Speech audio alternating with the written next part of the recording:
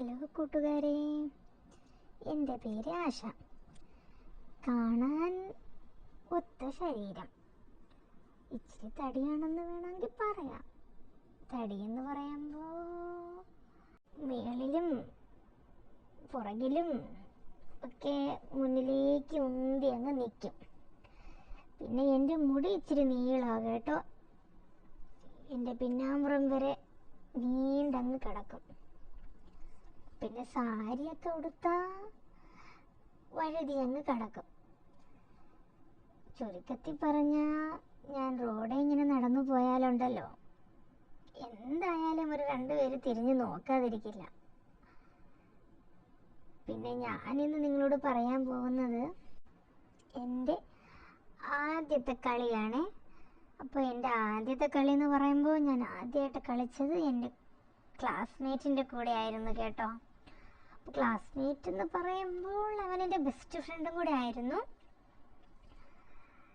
Best ഫ്രണ്ടിൻ്റെ കൂടെ ഞാൻ ആദ്യമായിട്ട് കളിച്ചത് എൻ്റെ ഒരു 17-18 വയസ്സിലാണ്. അപ്പോൾ അന്ന് 17-18 വയസ്സെന്ന് പറയുമ്പോൾ ഒരു 3-4-5 വർഷത്തിന് മുമ്പത്തെ കാര്യം ഞാനീ പറയുന്നത്. അപ്പോൾ അന്ന് ഞാൻ കാണാൻ നല്ല വണ്ണമാണ് കേട്ടോ. വണ്ണം എന്ന് പറയുമ്പോൾ അന്നും എൻ്റെ മേളും താഴെയൊക്കെ നല്ല പുഷ്ടമായിട്ട് നിൽക്കുന്ന സാധനങ്ങളാണ് കേട്ടോ. ആരായാലും ഞാൻ ചൂടിദാറൊക്കെ ഇട്ടുകൊണ്ട് ഇങ്ങനെ പോയാലൊക്കെ എല്ലാവരും ഒന്ന് കണ്ണു മിഴിച്ച് നോക്കും. അപ്പോൾ കാര്യം എന്താണെന്ന് പറഞ്ഞാൽ, ഒരു ദിവസം ഞാനും എൻ്റെ കൂട്ടുകാരനും കൂടെ ബസ്സിൽ ഒന്നിച്ചിരുന്ന് ഇങ്ങനെ മാർക്കറ്റിലേക്ക് പോവാറ്. അപ്പോഴത്തേക്ക് അവൻ എൻ്റെ അടുത്ത് പറഞ്ഞു, എടീ ഞാനൊരു കാര്യം ചോദിക്കട്ടെ. അപ്പോൾ ഞാൻ ചോദിച്ചു, എന്താ കാര്യം, ചോദിച്ചോ എന്ന് പറഞ്ഞു. അപ്പോൾ അവൻ പറഞ്ഞു എൻ്റെ അടുത്ത്, നീ ഇംഗ്ലീഷ് സിനിമയൊക്കെ കാണാറുണ്ടോ എന്ന് ചോദിച്ചു. അപ്പോൾ ഞാൻ പറഞ്ഞു, ഇംഗ്ലീഷ് സിനിമയോ? ബെസ്റ്റ്. ഇവിടെ മര്യാദയ്ക്ക് മലയാള സിനിമ പോലും കാണാൻ വീട്ടിൽ വിടത്തില്ല. അപ്പോൾ അവൻ്റെ ഒരു ഇംഗ്ലീഷ് സിനിമയെന്ന് പറഞ്ഞു. അപ്പോൾ അവൻ പറഞ്ഞു, നമ്മൾ കാണാറുണ്ട്, നല്ല രസമാണ്. ഒരു പക്ഷെ അങ്ങനെ കാണാനായിട്ട് വിട്ടില്ലെങ്കിലും ഞാൻ രാത്രി ലാപ്ടോപ്പിലൊക്കെ പെൻഡ്രൈവ് ഇട്ട് കാണാറുണ്ട് എന്ന് പറഞ്ഞു. അപ്പോൾ ഞാൻ പറഞ്ഞു, നിനക്കൊന്ന് ലാപ്ടോപ്പൊക്കെ ഉള്ളതുകൊണ്ട് നല്ല രസമായിട്ട് കാണാമല്ലോ ഒറ്റയ്ക്കൊക്കെ ഇരുന്ന് എന്ന് ഞാനും പറഞ്ഞു. എന്നിട്ട് ഞാൻ ചോദിച്ചു, അതൊക്കെ പോട്ടെ, ഇംഗ്ലീഷ് മര്യാദയ്ക്ക് വായിക്കാൻ പോലും അറിയാത്ത നിനക്ക് ഇംഗ്ലീഷ് സിനിമയിൽ എന്ത് കാണാനാ, എന്ത് കിട്ടാനാന്ന് ചോദിച്ചു. അപ്പോൾ അവൻ പറഞ്ഞു, അതിന് ഇംഗ്ലീഷ് അറിയണമെന്നൊന്നും ഇല്ലല്ലോ, അതിൽ കാണാനല്ലേ എല്ലാം. അതെന്താ അങ്ങനെ, ഡയലോഗ്സ് ഒന്നും നമുക്ക് മനസ്സിലാവണ്ടേ എന്ന് ചോദിച്ചു. അപ്പോൾ അവൻ പറയാ, ഇംഗ്ലീഷ് സിനിമയിലുണ്ടല്ലോടി, അതിൽ നമ്മൾ മലയാള സിനിമയിൽ കാണുന്ന പോലൊന്നും അല്ല, എല്ലാം ഓപ്പണാ. എല്ലാം ഓപ്പണോ? എന്ത് ഓപ്പണ്? അപ്പോൾ അവൻ പറയാ, നീ ഈ ഉമ്മ വയ്ക്കുന്നേ, കെട്ടിപ്പിടിക്കുന്നേ, അങ്ങനത്തൊക്കെ നീ നേരിട്ട് നല്ലോണം കണ്ടിട്ടുണ്ടോ എന്ന് ചോദിച്ചു. അപ്പോൾ ഞാൻ പറഞ്ഞു, ചില മൂവീസിലൊക്കെ ഉണ്ടല്ലോ, അപ്പോൾ കാണും. പിന്നെ വീട്ടിലാകുമ്പോൾ അന്നേരം ചാനൽ മാറ്റും, നമുക്ക് കാണാൻ പറ്റുമോ? കൊതിയായിട്ടൊന്നും നമുക്ക് ഒരു കാര്യമില്ല, എവിടെ കിട്ടാനാ, നമുക്ക് കാണാനുള്ള ഭാഗ്യമില്ല എന്ന് ഞാനും പറഞ്ഞു. അപ്പോൾ അവൻ പറഞ്ഞു, ഇംഗ്ലീഷ് സിനിമയിലൊക്കെ ഉണ്ടല്ലോ, പല കാര്യങ്ങളും നമുക്ക് നേരിട്ട് ഇങ്ങനെ കാണാം. അതുമല്ല, ഒന്നും മറച്ചു വയ്ക്കാറില്ല, എല്ലാം നല്ല ഓപ്പണായിട്ടാണ്. പിന്നെ കാണാനും നല്ല രസമാണ്.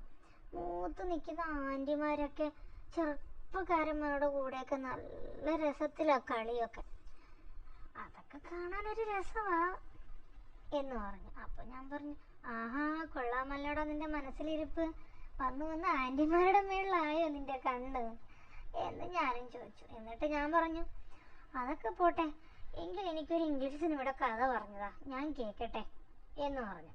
അപ്പോഴത്തേക്ക് അവൻ പറഞ്ഞു, അതിനെന്താ, ഒരെണ്ണം വേണ്ട, നിനക്ക് ഞാൻ 10 എണ്ണം പറഞ്ഞുതരാം, എത്ര എണ്ണെങ്കിലും പറഞ്ഞുതരാം എന്ന് പറഞ്ഞു. എന്നിട്ട് അവൻ പറഞ്ഞു, ഞാൻ ഈയിടയ്ക്ക് കണ്ട ഒരു സിനിമയാണ്, അതിലാണെങ്കിൽ എൻ്റെ അത്രയും വരുന്നൊരു മകനുണ്ട് ആൻറ്റിക്ക്.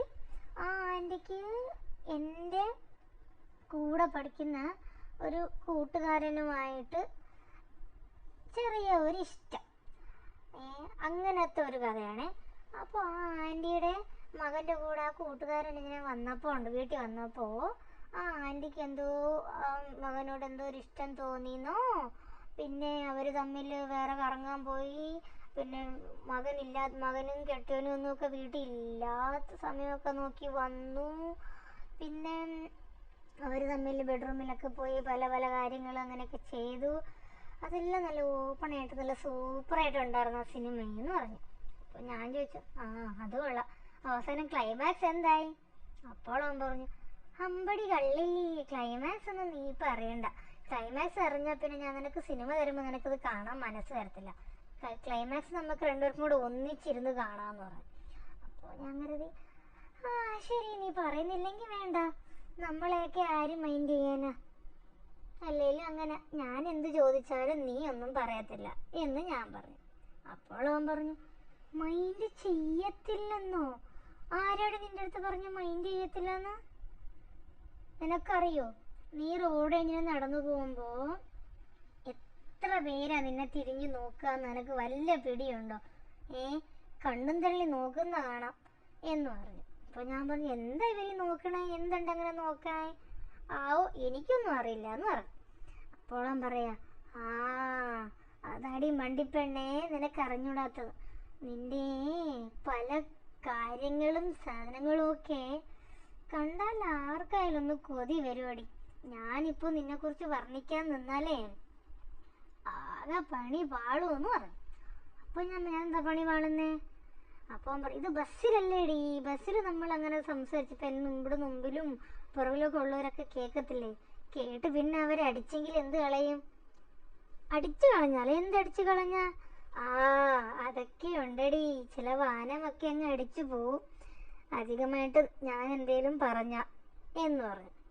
അപ്പോൾ ഞാൻ പറഞ്ഞു, അതിനിപ്പോൾ എന്താ, സാറില്ല, ഇപ്പം നമ്മുടെ മുമ്പിലത്തെ സീറ്റിലും പുറകത്തെ സീറ്റിലും ആരുമില്ല. ഒരു അങ്കിൾ ഉണ്ടായിരുന്നേ, ആ അങ്കിളാണെങ്കിൽ ലാസ്റ്റ് സീറ്റിൽ. അപ്പോൾ ഞാൻ പറഞ്ഞു, ആ അങ്കിളിന് എന്തായാലും കേൾക്കാൻ വഴിയില്ല, ബസ്സിലും അത്ര ആളില്ല. അപ്പോൾ നീ പറഞ്ഞു, ഞാൻ കേൾക്കട്ടെ, എനിക്കാണെങ്കിൽ കേൾക്കാൻ കൊതിയാവുന്നു എന്ന് പറഞ്ഞു. അപ്പോൾ അവൻ പറഞ്ഞു, ഓക്കേ ശരി, എങ്കിൽ ഞാൻ തുടങ്ങട്ടെ എന്ന് ചോദിച്ചു. അപ്പോൾ ഞാൻ പറഞ്ഞു, നീ എന്തായത്, നീ വല്ല എസ്സേ എഴുതാൻ പോകുന്നോ, തുടങ്ങട്ടെ എന്ന് ചോദിക്കാൻ? അപ്പോൾ അവൻ പറയാ, അങ്ങനെയല്ല, ഒരു കവിതയൊക്കെ ആകുമ്പോൾ ഒരു ആരംഭമൊക്കെ നല്ല ശുഭമായിരിക്കണമല്ലോ എന്ന് പറഞ്ഞു. അപ്പോൾ ഞാൻ പറഞ്ഞു, കവിതയോ? നിന്നെ വർണ്ണിക്കുന്നത് ഒരു കവിത പോലെ ആണല്ലോ എന്ന്. അപ്പോൾ ഞാൻ പറഞ്ഞു, ആയിക്കോട്ടെ, എന്തേലും ആയിക്കോട്ടെ, നീ തുടങ്ങ്, ഞാൻ കേൾക്കട്ടെ എന്ന് പറഞ്ഞു. അവൻ്റെ ഷോൾഡർ കൊണ്ടുവന്ന് എൻ്റെ ഷോൾഡറിലേക്ക് ഞങ്ങൾ താങ്ങി വെച്ചിട്ട് അവൻ്റെ ആ തുടയുണ്ടല്ലോ, ആ തുടയും കൂടി എൻ്റെ തുടയിലോട്ട് കൊണ്ടങ്ങ് തട്ടി അങ്ങ് ഇരുന്ന് കേട്ടോ, നല്ലപോലെ എൻ്റെ മേത്തോട്ട് വീണിരിക്കുന്ന പോലെ ഒരു ഇരുത്തം. എന്നിട്ട് അവൻ എൻ്റെ അടുത്ത് പറയാം, എടി ആശേ, നിന്റെ മുടീനെ കുറിച്ച് പറയണ്ട. നീണ്ടിങ്ങനെ അങ്ങ് നിന്റെ ആ ബാക്കിലൂടെ ഇങ്ങനെ അങ്ങ് തൂങ്ങി ആട്ടി കിടക്കുന്നത് കാണുമ്പോഴേ എന്താ ഒരു സുഖം എന്നറിയോ നിനക്ക് എന്ന് പറഞ്ഞു. എന്നിട്ട് പറയുക അവൻ, അതിനും ഭേദം കാണാൻ നല്ല സൗന്ദര്യം നിന്റെ ആ കണ്ണ്. നീ ആ കൺമഷിയൊക്കെ ഇങ്ങനെ എഴുതി കണ്ണിങ്ങനെ ക്രോസ് ചെയ്ത് നീ ക്ലാസ്സിലിരുന്ന് നോക്കത്തില്ല എന്നെ ഇടയ്ക്കിടയ്ക്ക്.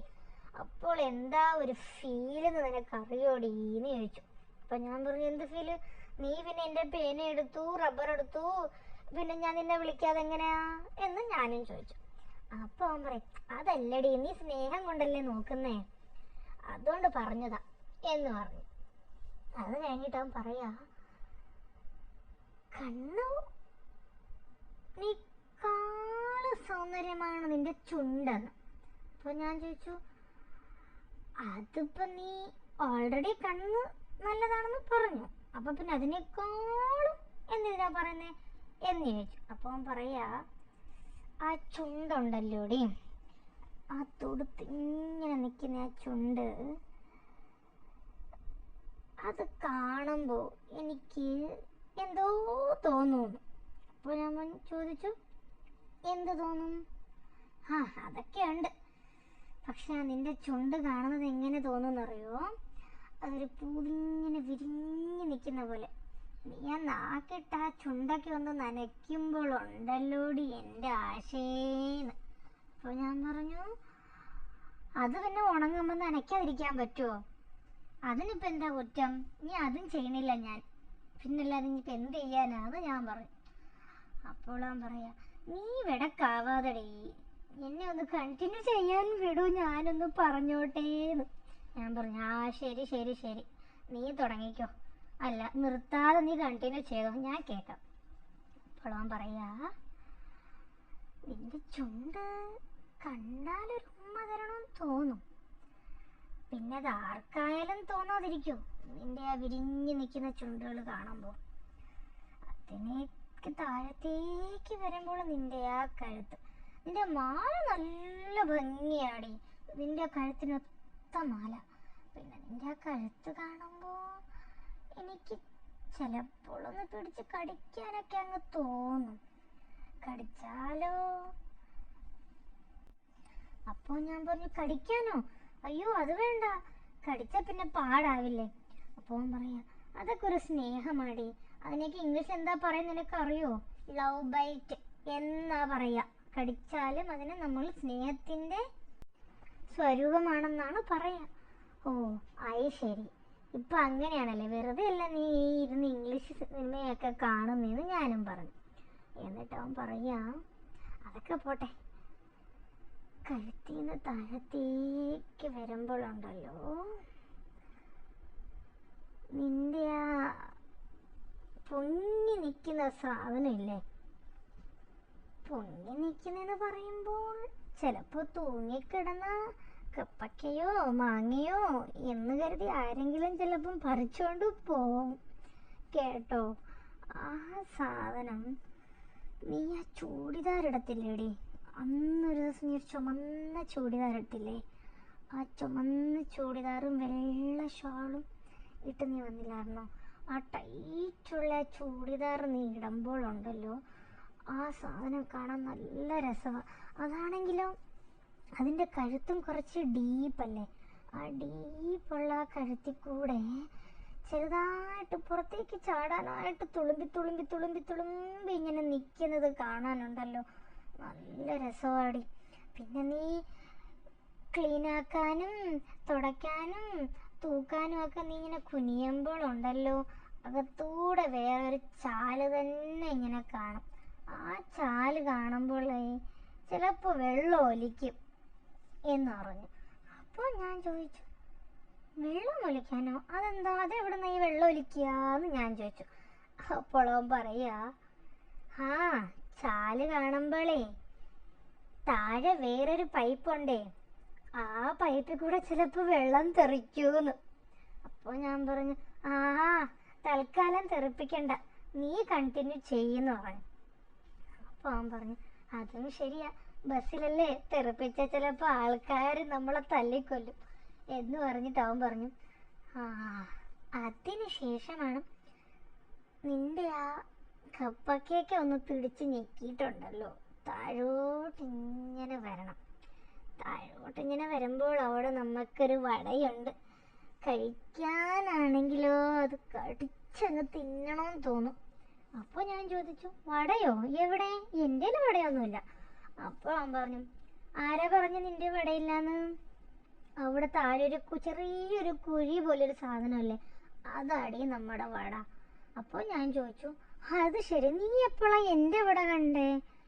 അപ്പോൾ അവൻ പറയാ, അന്ന്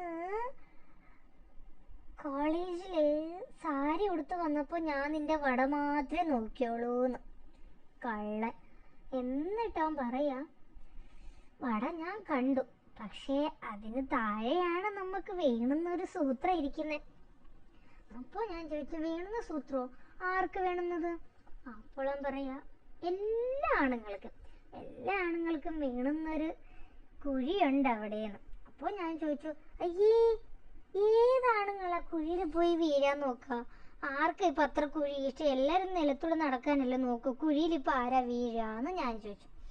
അപ്പോൾ അവൻ പറയാ, കുഴിയാണടി സ്വർഗം എന്ന്. അപ്പോൾ ഞാൻ ചോദിച്ചു, അപ്പോൾ നീ ആ സ്വർഗം കണ്ടിട്ടുണ്ടോ? അല്ല, നമ്മൾ അറിയണമല്ലോ. അപ്പോൾ അവൻ പറഞ്ഞു, നേരിട്ട് എനിക്കങ്ങനെ സ്വർഗം കിട്ടിയിട്ടില്ല, പക്ഷെ ഞാൻ വേറെ ചിലർ ആ സ്വർഗത്തിൽ കയറുന്നത് ഞാൻ കണ്ടിട്ടുണ്ട്, കയറ്റുന്നത് ഞാൻ കണ്ടിട്ടുണ്ടെന്ന്. അപ്പോൾ ഞാൻ ചോദിച്ചു, എനിക്കും ചെറുതായിട്ട് പിടി കിട്ടി. നമ്മളത്രയ്ക്ക് മോശക്കാരികളല്ലല്ലോ, എന്നാലും പിന്നെ അത് നമ്മളങ്ങനെ കാണിച്ചു കൊടുക്കാൻ പറ്റില്ലല്ലോ, എനിക്കെല്ലാം അറിയാമെന്ന്. അതുകൊണ്ട് ഞാൻ പറഞ്ഞു, ആവോ, എനിക്കൊന്നും അറിയില്ല കേട്ടാ, നീ ഇതെന്തേ പറയണേന്ന്. അപ്പോൾ അവൻ പറയാം, നിന്റെ ആ വടയുടെ താഴത്തേക്ക് ഇങ്ങനെ വരുമ്പോഴേ അവിടെ ഒരു വി ഷേപ്പിലൊരു സാധനം, ആ വി ഷേപ്പിൻ്റെ നെക്സ്റ്റായിട്ട് നമുക്ക് 2 ഇതളുകൾ ഇങ്ങനെ വിരിഞ്ഞ് നിൽക്കുന്ന കാണാം.